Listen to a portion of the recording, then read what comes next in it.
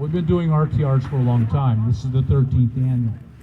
So somewhere along the way, she heard about the RTR, and Jessica Bruder is a journalist. She's a young woman. She's in her 30s, I think, now.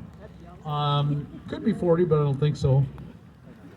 She had heard about the RTR, got out about it, and she is a journalist, and she's also an adjunct professor at Columbia University, teaches journalism. So she heard about it, and her interests in life are alternative lifestyles. In fact, she had gone to Burning Man many, many times and written a book about Burning Man, and so what we were doing was of real interest to her. So she came to the RTR, and just like this, and she came up, it was much, much smaller. Well, yeah, it was much smaller. And she came up and introduced herself. She said, "Hi, I'm Jessica, I'm a journalist, this is my beat. Can I interview you?" She did that. But can I just hang around? I want to record the seminars. We taught classes back then as well. And I want to meet people and just interview them and get to know people. I want to know your lifestyle. And actually she had a purpose. She had been commissioned by the Atlantic Review or Atlantic Journal, I forget which.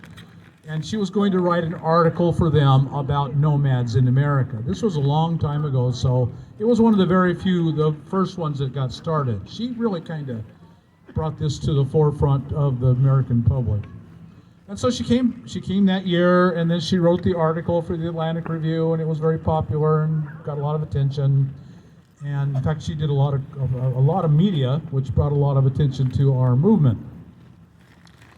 And she fell in love with the idea, and so she bought a van and started traveling and living in her van. I think she lived in that van for maybe a year, and she had to go back to work, and she had work commitments, but she wasn't it the whole time. And she met someone named Linda May, just one of us, could have been any one of you. And she met Linda May, and she and Linda fell in love, and Charlene Swanky, and you'll see both Linda May and Charlene in the movie.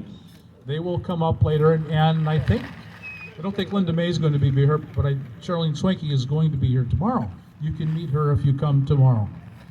And these are just real people I'd known. They were on the road just like you. If you'd been there, it might have been you.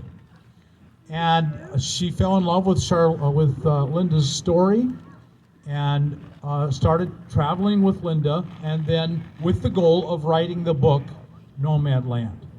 And then she wrote the book Nomandland. I forget when it came out. It's probably been out 5 years now. I don't remember. Maybe it came out in 17. I'm just guessing. And the Nomandland told the story of Linda May and used her name and told her story. And the RTR plays a prominent role in the book Nomandland because that was the connection between all of those people. And the book Nomandland was a big hit. She sold lots and lots of copies and drew a lot of attention. So, and there was a lot of press. And I did a fair amount of press with her about the book Nomandland.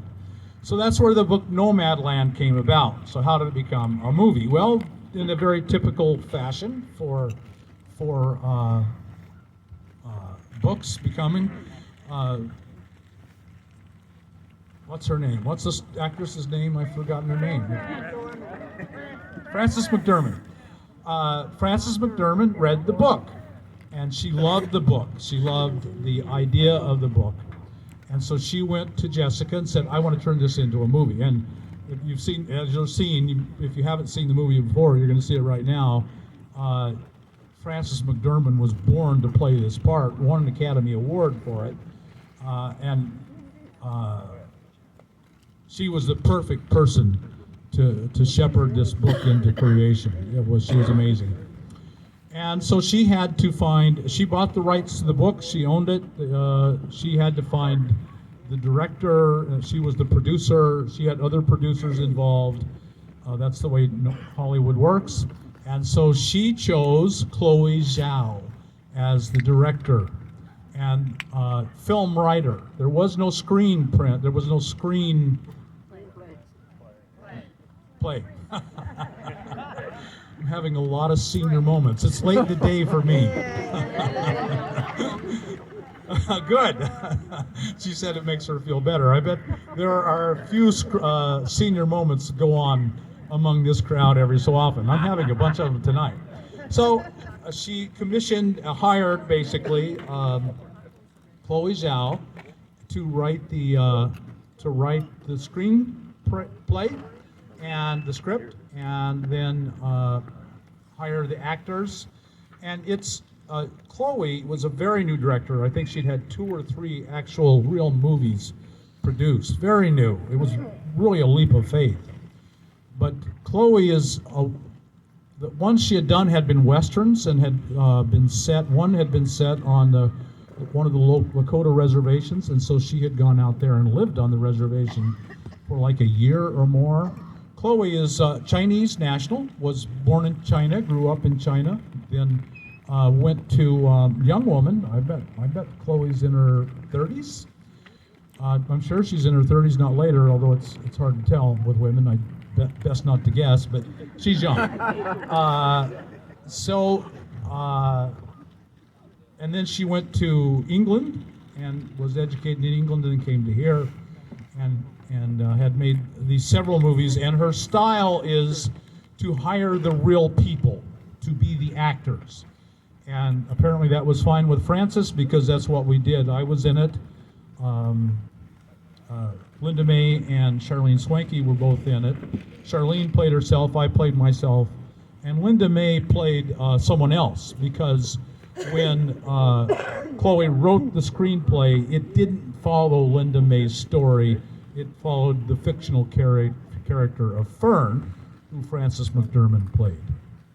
So, let's see, how much time have I had? I'm on the clock. I got 10 minutes. Actually, yeah, I guess I could go to It's Dark, but I've covered most of the story. Yeah, I could tell you about my life story before it gets dark, probably. Wouldn't that be interesting? And when I was 8...